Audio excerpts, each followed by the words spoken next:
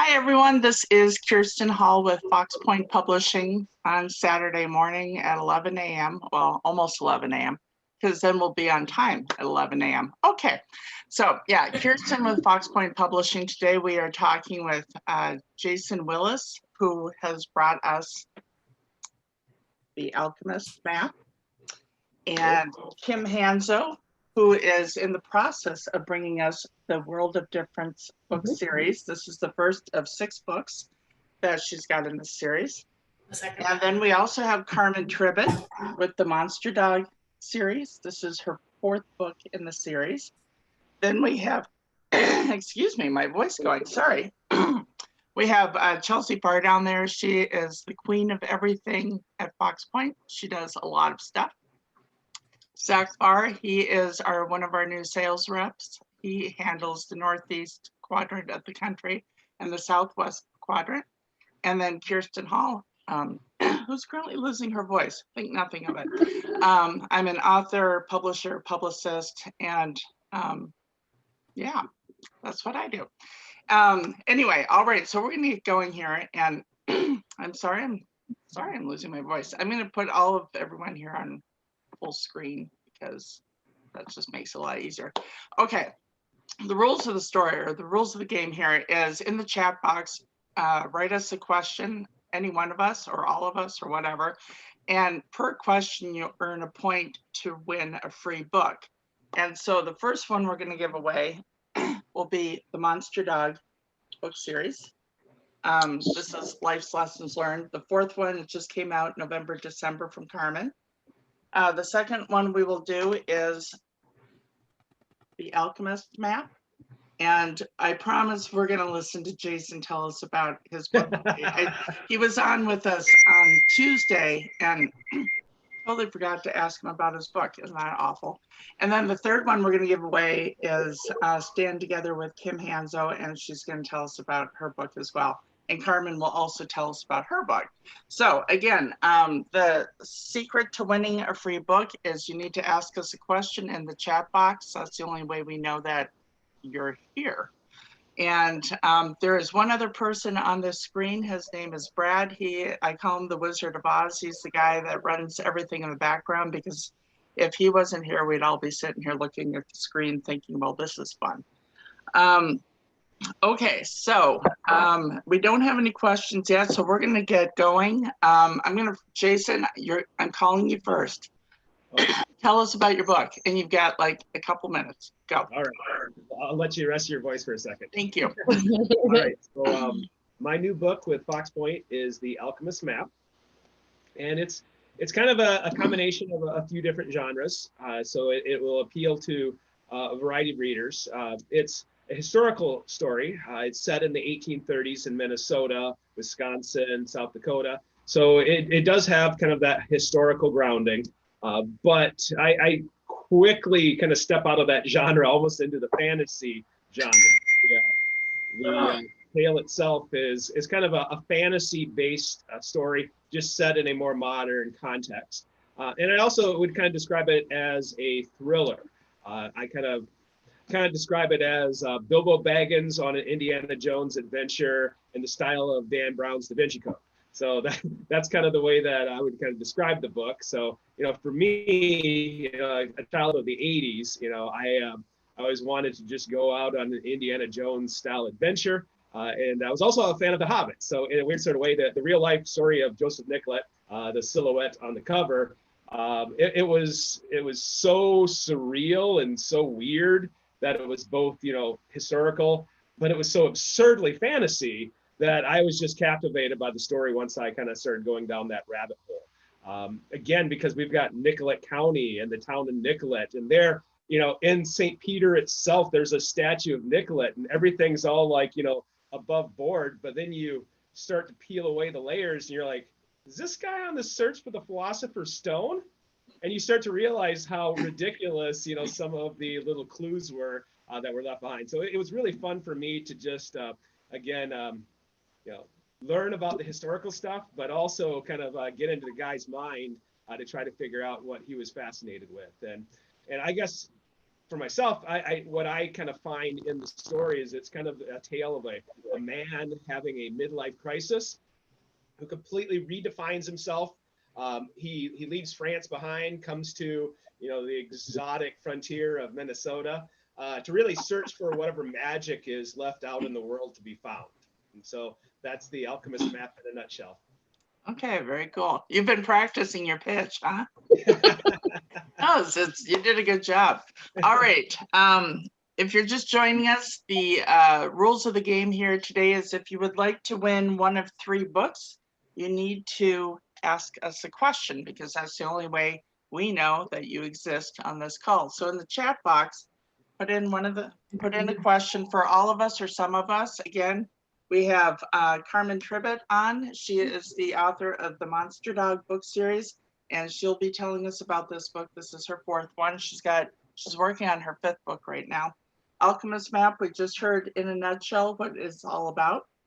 And matter of fact, that's what I'm adopting too, is Bilbo Baggins' character goes on an Indiana Jones adventure in 19th century Minnesota.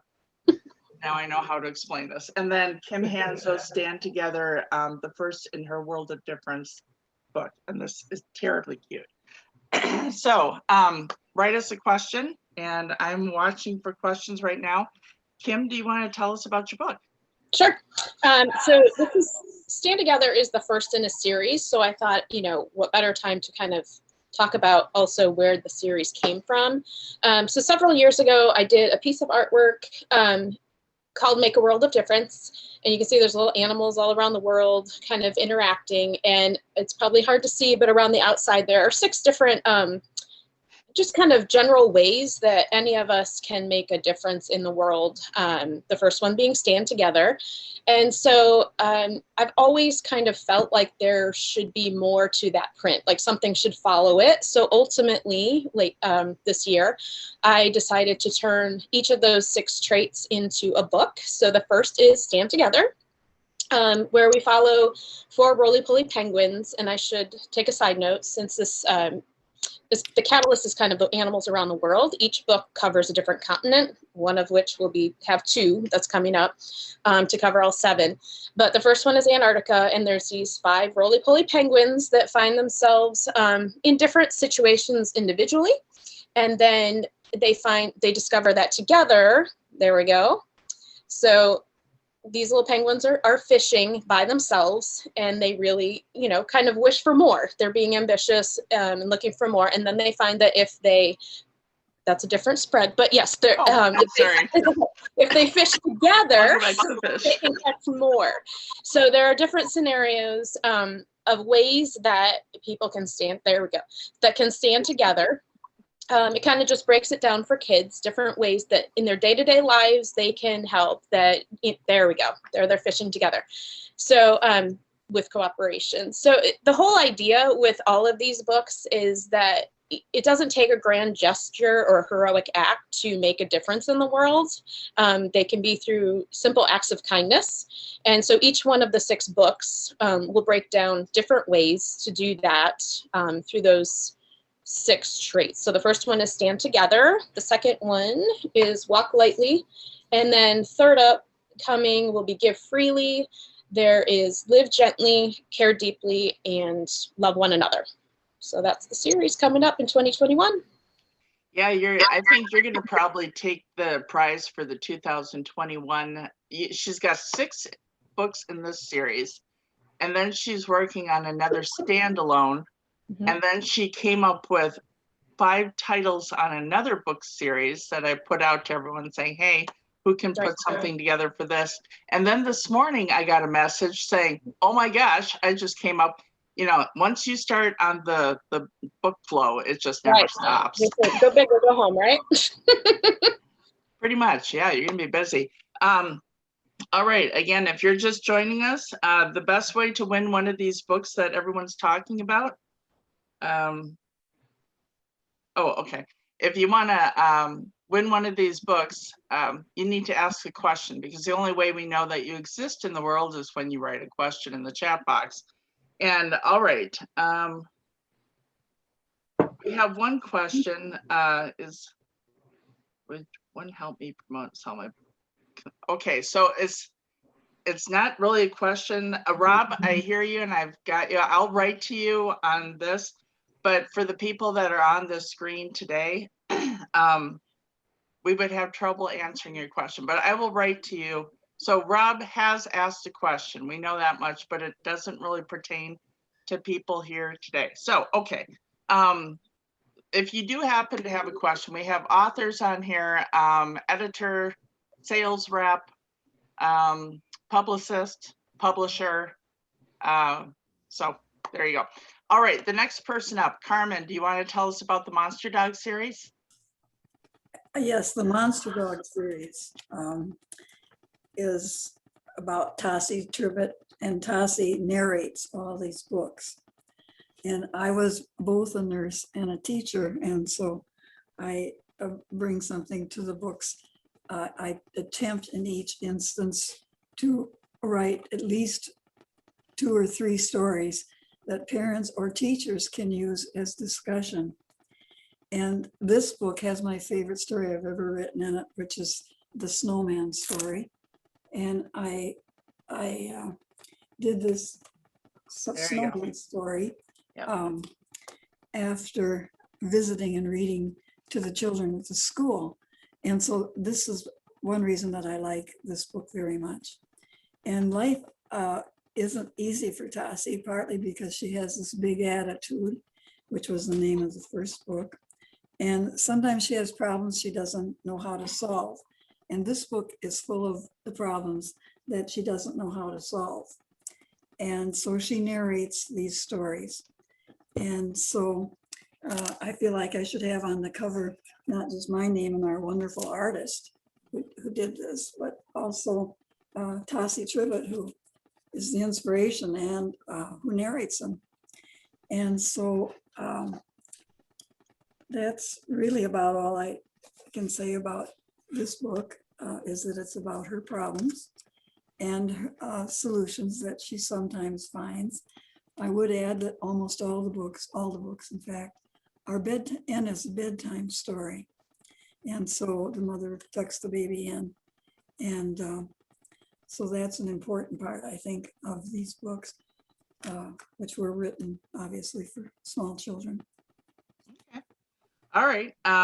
Well, our publisher has posed a question. If you were going to give writing another genre a try, what genre would it be? Kim, what do you think? Oh boy.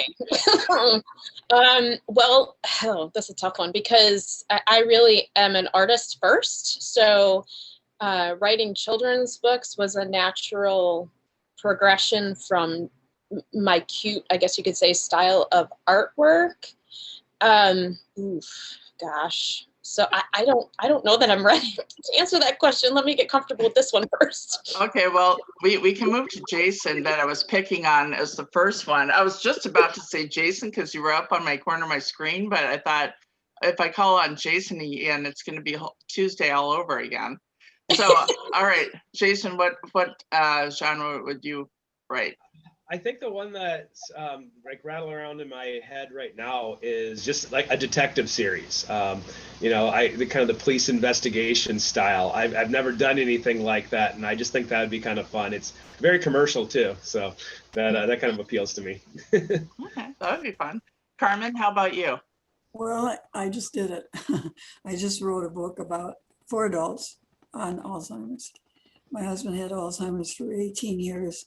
And since I was both a nurse and a teacher, it was easy for me to write this book. And it's very autobiographical, but it's also very educational, I think. Mm-hmm. And it goes through the terrible decisions that we often had to make. My son and I had to make about his father. And I'm really hopeful that it will be helpful to people. It'll be out sometime maybe near summer or after during the summer. Okay. And Zach? Now, I know that, Zach is interested in writing scripts. And he's got a lot of stories, and especially in this family now, he has a lot of stories he could tap on. Well, not in the family, but just by the amount of books that are coming out. But what kind of genres would you like to write scripts in? And you're muted right now. I think comedy is naturally appealing to me because, you know, I've been kind of the class clown, respectfully, of course, the teachers. Since I was a kid, I've always liked making jokes, bringing a little levity to the situation. But I think, so while comedy would be, you know, sort of natural to me, part of me is interested in having a sort of mystery or detective-ish, because I think there's a lot of interesting shots that could be done with the cinematography, the lighting, the pace of the plot moving forward. I think there's a lot of interesting things that could be played with. Yeah, and I will point out Zach is a theater major. He's a communications and theater major. And so everything is looked at with a discerning eye of, you know, how would it be shot and how it would be, you know, the whole thing would be put together and whatever. So, okay, and I will answer that. I right now work in well, nonfiction memoir, and I have another nonfiction I gotta start on. I've got children's and I've got general fiction. I do have stories for like a mystery kind of thing. I don't know. There's a good question. Kim, you never finished answering the question. I'll throw it back on you. I did answer the question. Oh, okay, never mind. Darn. I thought I was gonna get out of that. I don't know. Horror would be something that would be out of left field for me because we were recently talking. What were we talking? It might have been one of our other authors had a virtual book launch last night, and we were talking about writing horror and things hiding under the bed. And how would you get a horror story out of your head if you were busy writing it? I'd probably be jumping from the hallway to my bed every night. I don't know if I could ever, you know, something will grab your, you know, now I'm going to scare myself. Okay, never mind. Kiersten's going to invent her own monsters, huh? What? You're going to invent your own monsters to be afraid of. Well, yeah, because naturally, why not? Okay, well, I'm going to throw it back on Chelsea. What genre would you want to write, and then what would be so out in left field for you?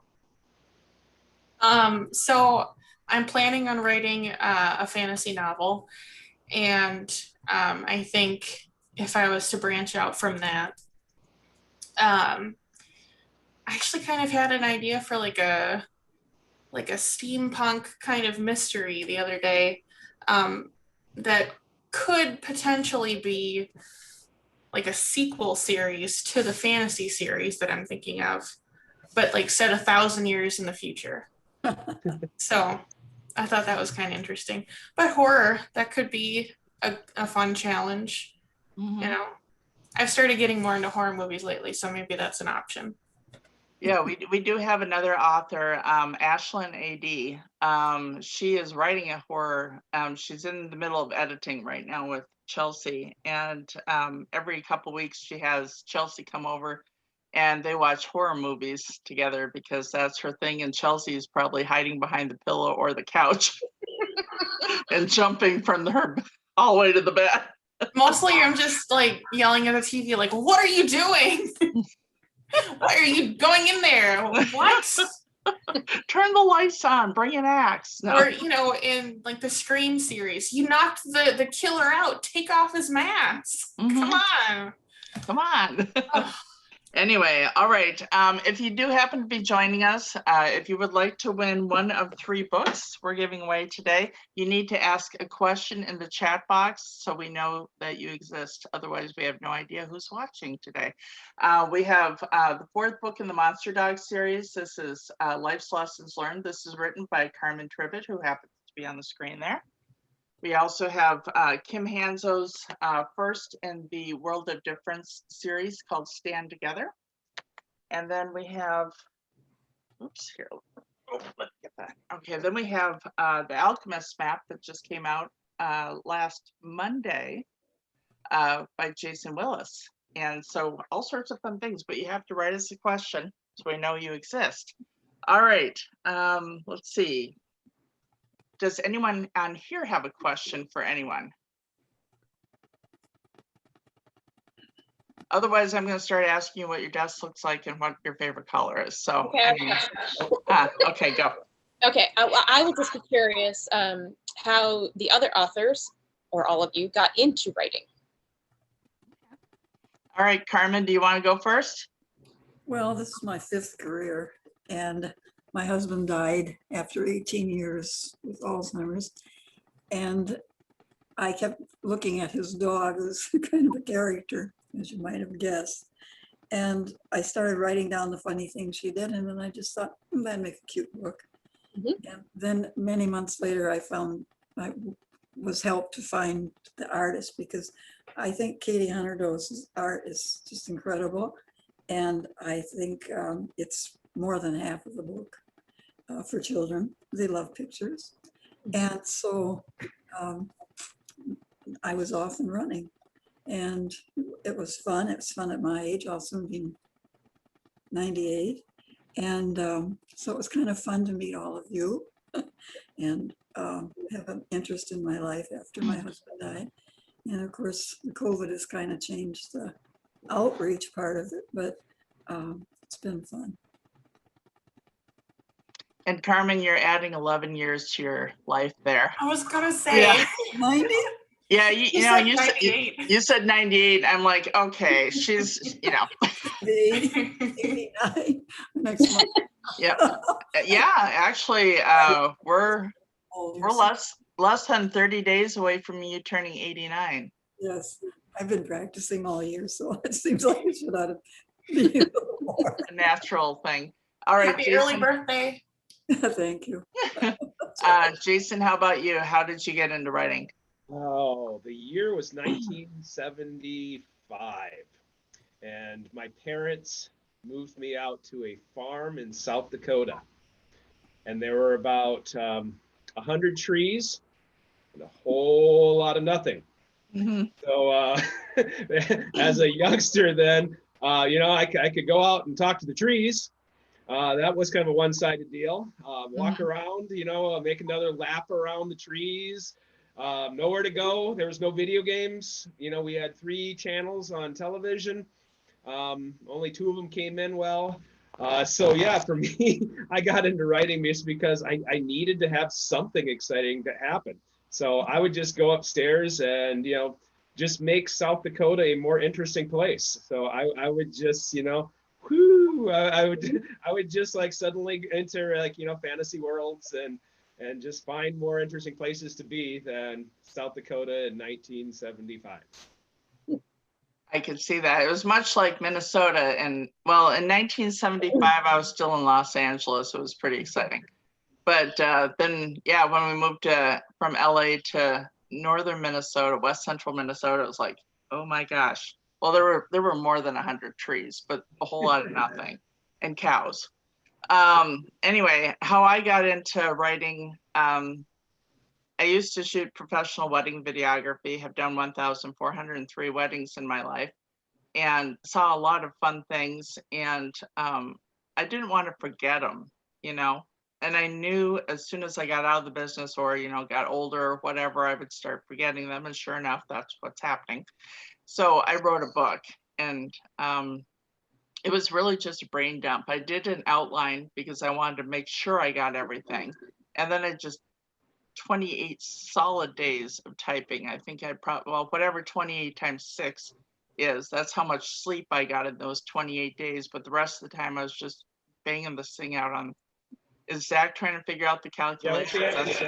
Yeah, I can see that on Zach's face. He's trying to figure out how much sleep I got back in 2005. 168 is, okay. Yeah. So yeah. And then the rest of the time I spent putting this book together. And as soon as I did that, all sorts of titles and plot lines and all sorts of things started flooding my mind. And so although I have 5 books out right now, I've got another 1, 2, 3 in the works. But aside from that, I've got like 10 other outlines or rough drafts. It just never stops. It just keeps going. All right, Zach, how about what started your interest in writing?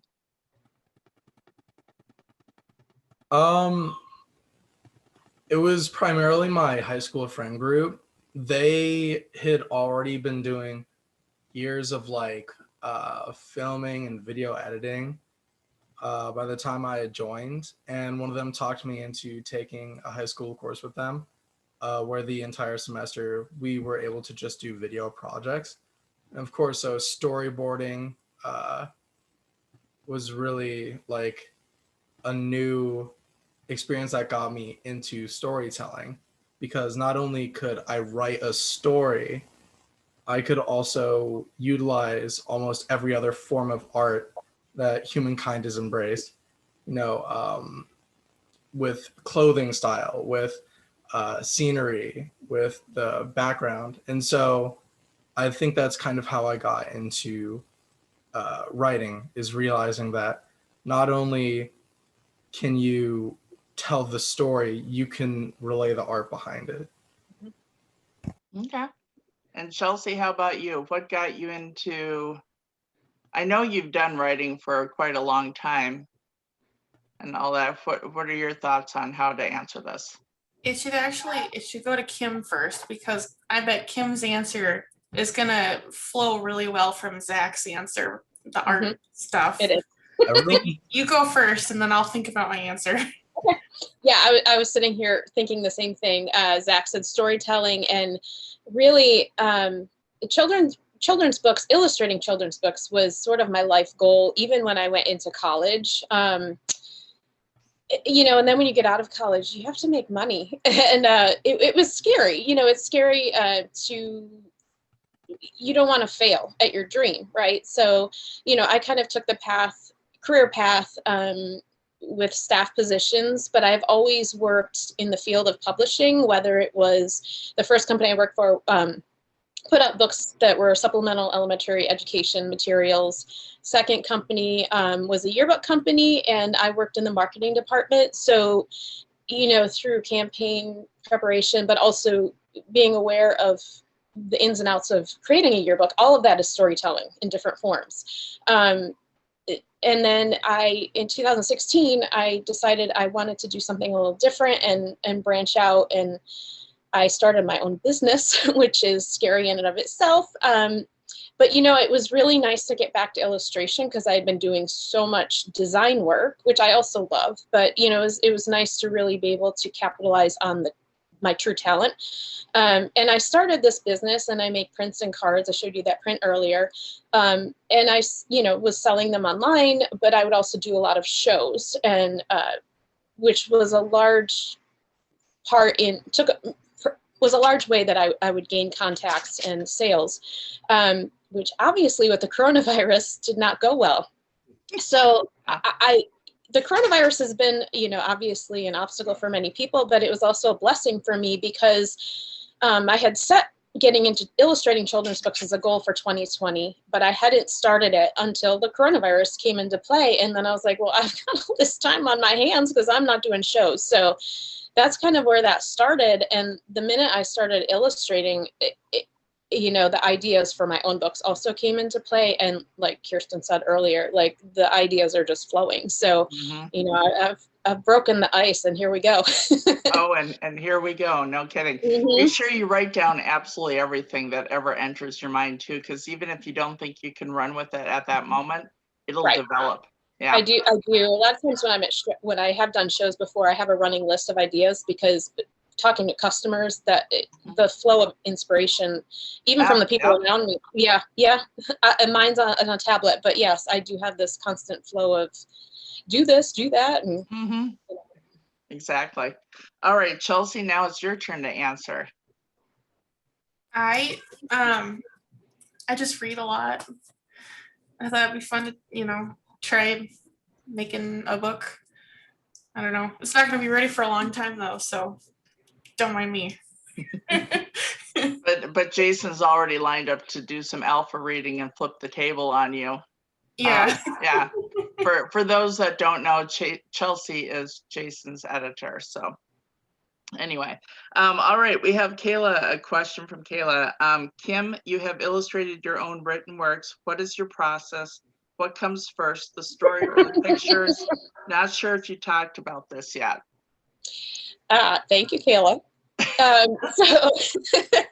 So my process, my chosen process, I obviously can execute a lot of different things, but the one that I love the most, I really like seeing some of the grit behind an illustration. So not entirely polished, but seeing some of the sketchy marks and some, I guess you could say, imperfections. I just think that adds an energy to see that gestural quality. So I also have always just liked collage and paper textures and things like that. So when I started out and I was doing my own thing, I could do my own thing. So I do some work by hand and I do some work digitally, and I combine both because you could never do what I do one way or the other. So all of my illustrations start with a pencil sketch first that I scan in. And so I try to leave some of that sketchy, gritty, rough quality to it.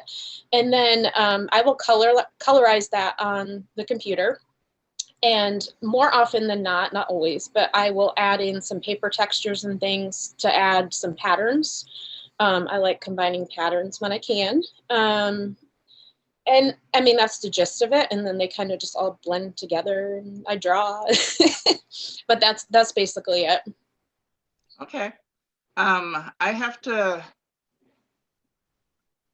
be right back, but Chelsea's got a question for Jason, I think. Okay, yeah. Okay, So, I'll be right back. okay. Okay. So Kim, you talked a little bit about how you used to work on yearbooks and stuff. Mm-hmm. And Jason has actually, he's been a yearbook advisor. He's a high school teacher. Wow. So how, for both of you guys, I guess, how has working on a yearbook influenced your writing process or your creative flow? Or, you know, has your writing influenced other, you know, parts of your life, I guess, for you, Kim, but then has your work in yearbooks? Go for it. Okay, so I'll go first. Working in a marketing department for a yearbook company, we all in the creative department have to understand what yearbook advisors do day in, day out, and what their process is, because everything that we produce, from some of it is instructional materials that they can use with their staff, and that some of it is support materials. And obviously some of it is a little bit of advertising, but in all cases, we have to be very sensitive. For example, most of the world spells the word advisor with an O. In the yearbook advising, in the yearbook advising world, it's with an E. And if you don't use an E, you're irrelevant. So that's a must. Just the rules of English, which as an artist was not my thing, but I am well versed in editing and correct, the standards for writing, I guess you could say. But all of that really, in a nutshell, made me very aware of language and using your words wisely, mean what you say, and the whole idea of telling the full story, because in the yearbook world, if it's not in the yearbook, it didn't happen. So capturing that full story of the year and being all-inclusive, all of those are really important. So all of that influence, I worked in that industry for 15 years. So that is ingrained in me. I know, Chelsea, you and I had that serial comma conversation. That's where that came from. So yeah, so that impacts my work ethic a lot. Sometimes it's actually hard for me to let go of some of that because the rest of the world doesn't necessarily have the same standards. So I can sort of let some of that slide, but I had to get comfortable with that, for myself. So that's it. I mean, a yearbook really is the story of the year. And I don't know, that was a really good fit for me for a while. And now it's this. And a lot of those traits between the marketing and the telling of the story and working with all of that just really plays into what I'm doing now. Well, you said something that I caught, that if it's not in the yearbook, it didn't happen. That's right. Yeah. I use that when I threaten to advisors and things like that with other areas. It's like, hey, knowledgeable, if I don't get some pictures for you guys, you do not exist. That's right. So I kind of understand what you mean, because if you don't have the record of it, it's just it's just that memory just drifts away. That's right. And it's gone, and what's in print will remain. Yeah. So, well, I think for me, I have kind of a different story with it. I've always kind of dabbled in writing just as self-expression. So for me, it's just kind of a therapeutic release. And when I started doing yearbook, what was cool about it is, so I was learning how to use like InDesign and Photoshop and just some real fundamental type programs before it all went online. So I was using all the Adobe products day in and day out, kind of learning that. But at the same time, I was getting my feet wet with yearbook. Self-publishing was coming out.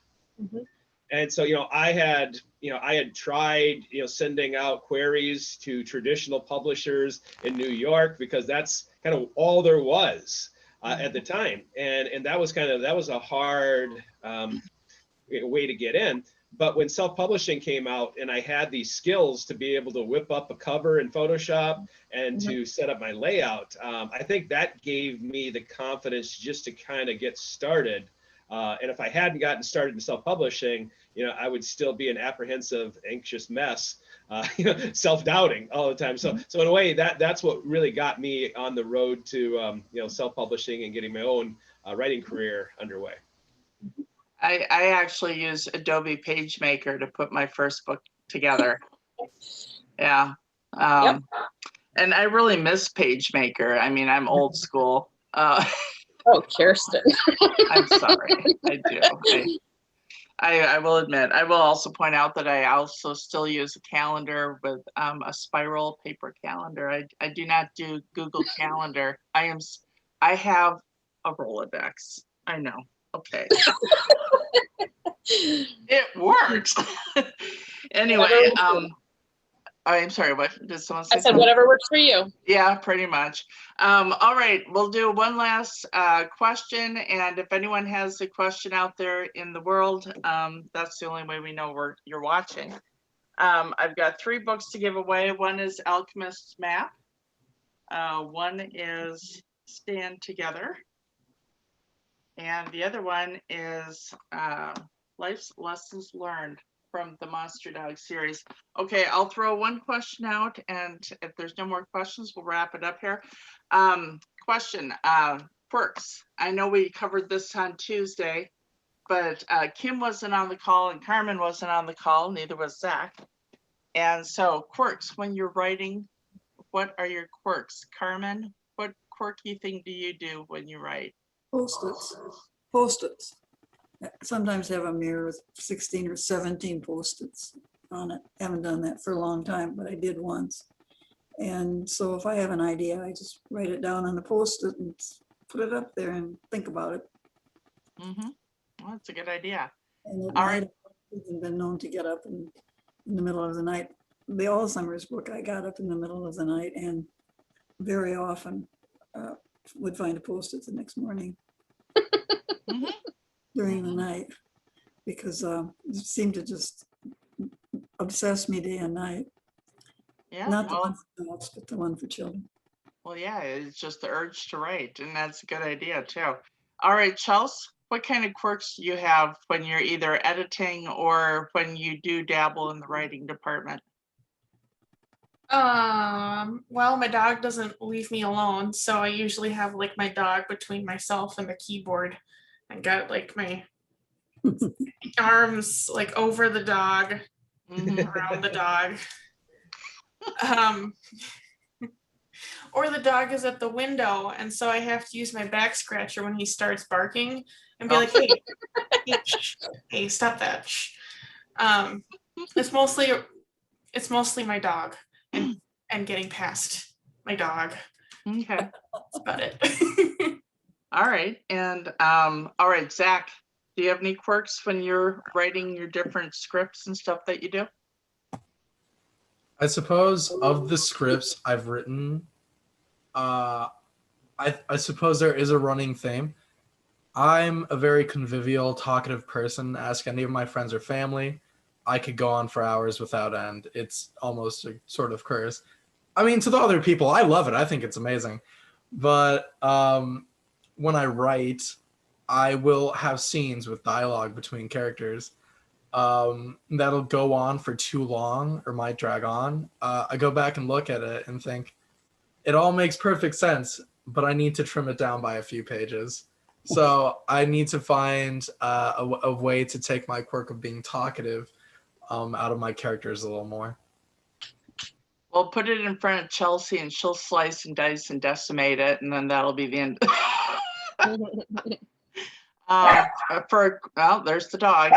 No, that's mine. Oh, that's your dog. Okay, someone's dog. Quirks for me. Okay, you know how, do you guys remember, what was that movie? Something's Gotta Give, with Diane Keaton, who played Erica Berry. And so she was typing in front of her big window. Of course, it overlooks the ocean. I have a big window that I type in front of it. It actually overlooks a muddy little bog, but you know, we're getting close. But she'd always have this great French music playing. But the problem is when I turn on any type of music, then I start singing along. So it has to be absolute utter quiet, you know, packed ears, blinders on. Do you also do what her character does, and you just like start randomly crying and wailing while you're typing? No, I do not do that. No, I don't do that. I would love to, but when I think about the fact that she wrote plays and stuff, then I instantly am brought to wondering what Zach is writing in his room, being that he's my little thespian. Anyway, so yeah, it has to be absolute quiet, and I should not be able to see anything. And Netflix, oh my gosh, Netflix is the bane of my existence, because I'm like, oh, we'll just take 10 minutes to watch this, and 4 hours go by, and it's like, ah. So I should really axe my Netflix account, but then the rest of my family would get really mad. Anyway, all right, Kim, what is your quirk when you write? I am similar. Being an artist first, to write, I have to be in the mood to do it. And part of that goes, number one, the inspiration factor, but also because I need it quiet too. Right now, my office, we just moved into a new home about a year ago, and we had some renovations we wanted to do that didn't happen due to the coronavirus, one of them being putting walls on my office. So right now I have 3 kids learning at home and 2 dogs. And so quiet for any length of period of time doesn't happen a whole lot. So I'm the same way. If I'm going to write, it needs to be quiet. And a lot of times I'll put earbuds in and just do the Calm app with some white noise, basically. But yeah, because when I do creative work, I can have Netflix on in the background, or a lot of times I listen to audiobooks. So there's that temptation that if I'm writing, I have to be disciplined and force myself into a quiet zone to do that, because I would prefer to be listening to something that entertains me. But yeah, but when it happens, it flows. And I know you guys know, I sent you like 5 manuscripts in 2 days. So You did.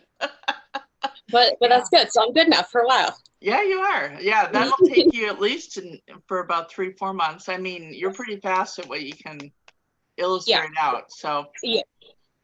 She was on a bender about, I don't think it was 2 days. I think it was probably 12 to 14 hours, and she's like, here's another script, here's another script. So yeah. When it I went flows, to bed. And there were no emails, and then I woke up and there were all the emails. One of the emails is like, okay, here's my last, and I'm sure you want another, script from me. Okay, and then Jason, what is your quirk? Well, I was actually listening to what you were saying, and I realized I had another strange quirk. When I'm working on projects that I know will take me like 3 or 4 years, I psychologically train myself. So what I'll do is I'll have a musical playlist that I will create when I'm working on just the ideas in a notebook. And I will just play that thing on loop.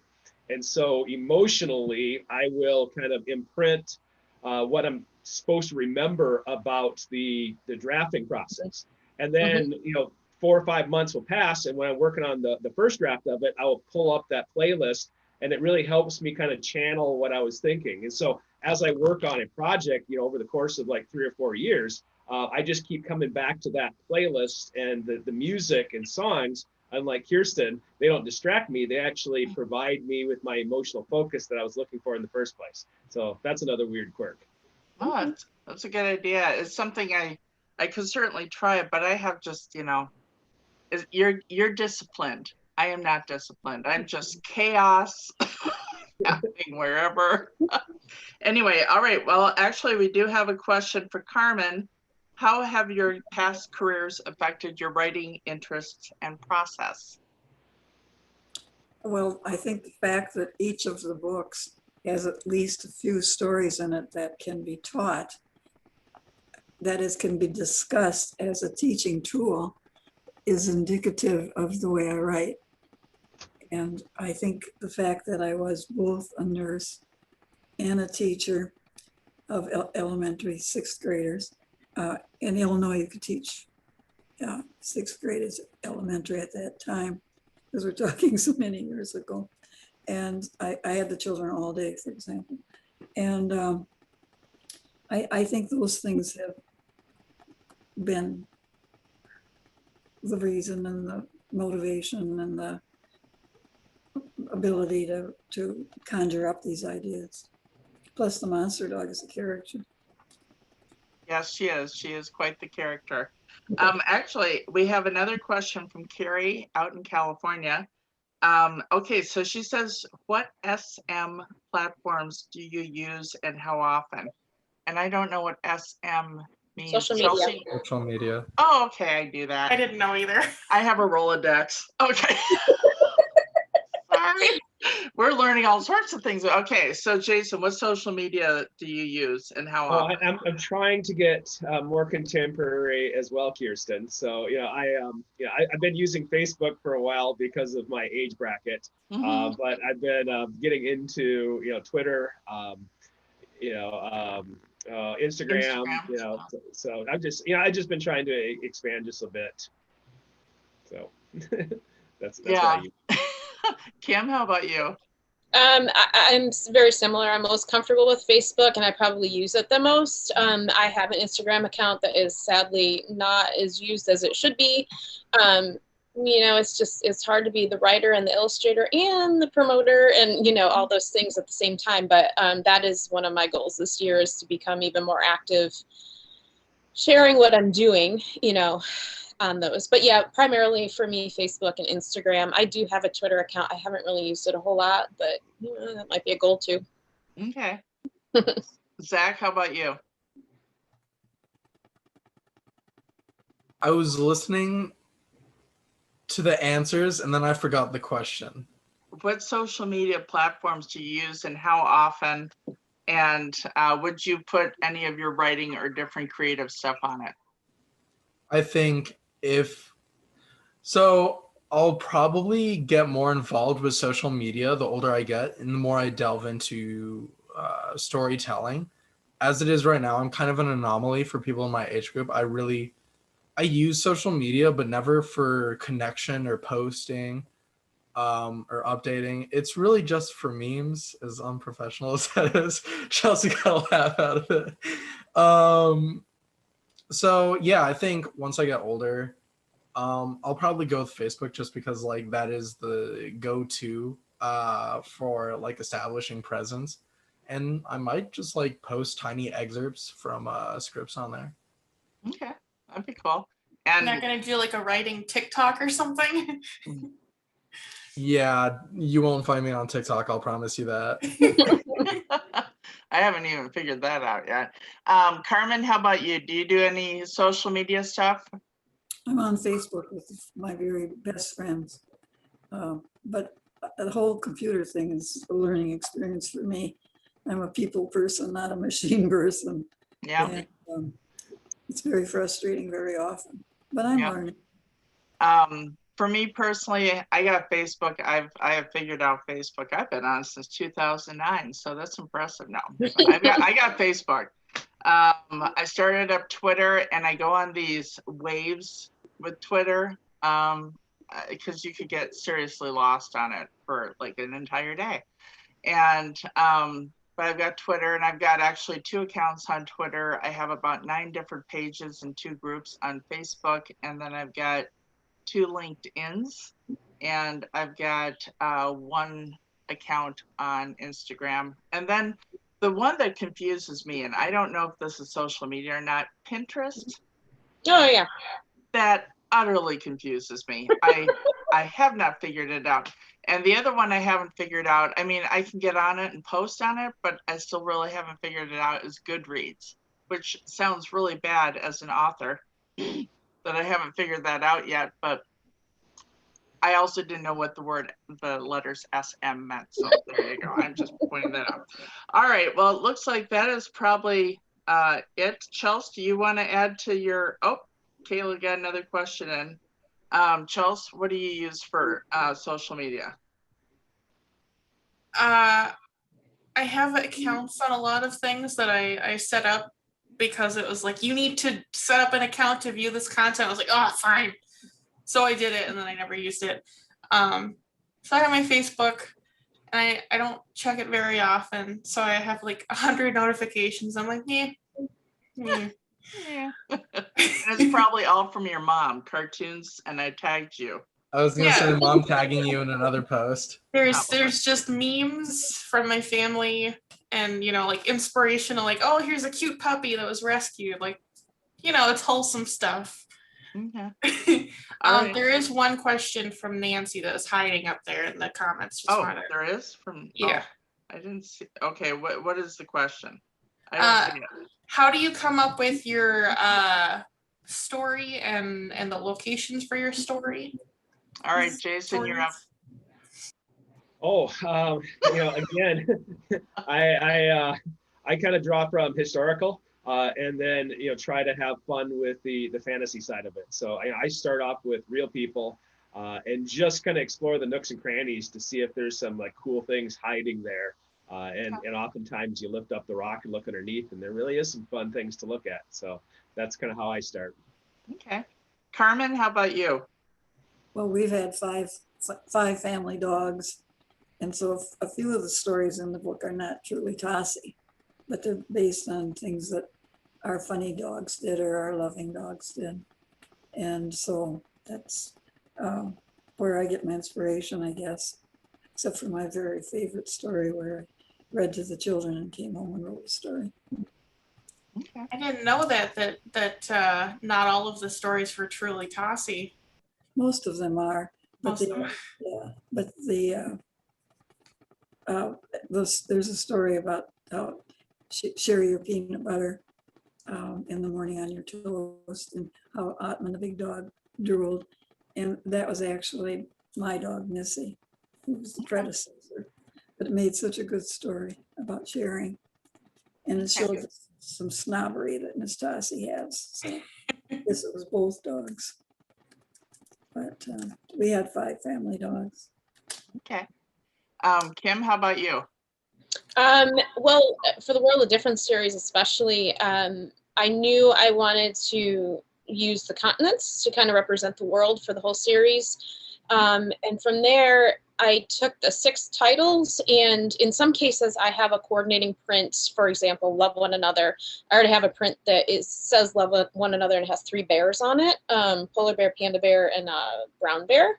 Mm-hmm. So I kind of outlined the 6 titles, and based on if they had an associated print, how could I split them out among the continents. So for example, I can tell you that Love One Another is going to be the combination of Europe and Asia, because all 3 of those bears exist there, and they're going to be the main characters. So it kind of just goes from there, and I plugged them in that way with those stories. Cool. All right, we'll do one last question from Kayla here. Do you ever go to cafes to write? Okay, Carmen, do you go to cafes to write, or do you go there for, well, back when we used to could go to cafes, or did you go? I go to visit. Yeah, I was to visit and drink coffee and see all her friends. That's what she does. Kim, have you ever? I've done creative work at a cafe, not to just go do it. More like if for some reason I was out of the house and had some time to kill, go hang out and just get some work done. I'm more likely, if I'm not at home sequestering myself, to probably be on my deck outside. I love to work outside when I can, when the weather's nice, as long as the dogs aren't barking. But yeah, that's my favorite place. So fall and spring, that's usually where I set up for the day. And I will say, if anyone ever looks at Kim's Facebook page, she's got the busiest trees. She's got so many birds in her trees.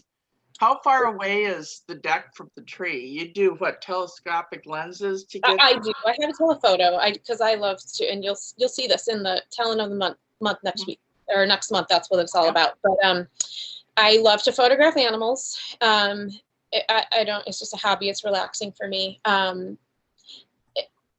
Our backyard is surrounded by a treed area, and there is a stream and sort of a swampy wooded area behind us that will never be developed. So that's why we have a lot of wildlife back there, tons of birds. You probably have birds too, Kiersten. You just got to watch for them. Yes, exactly. Yeah. And then Jason, how about you? Do you ever go to cafes and write?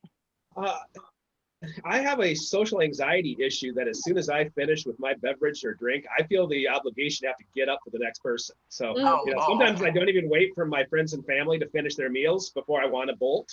So that's like a terrible place for me to actually relax. I tend to get my writing done at ball games for the last 10, 15 years with my kids. I'll be at a ball game, between innings or whatever. I'll be, sketching in a notebook. So for some reason, ball game Saturday afternoon, some park somewhere. That's when my creative flow hits. Huh. I've never heard that one before. Yeah, and I've never heard that either. I will say I have had the experience similarly.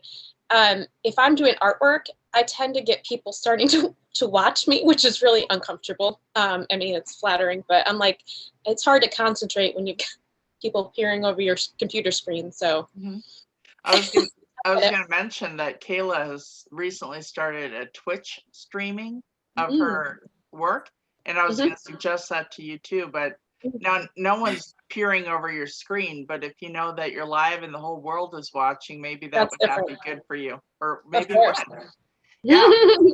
And as for me, I don't think I've ever written in a cafe, but man, you sure can come up with some good storylines with just people watching, from what's coming in and out of those doors and conversations and, the dynamics between people.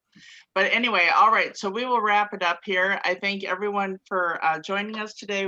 I'm going to go through and look at the different names, and I'll contact you for the ones that have won a book. I did not write that down.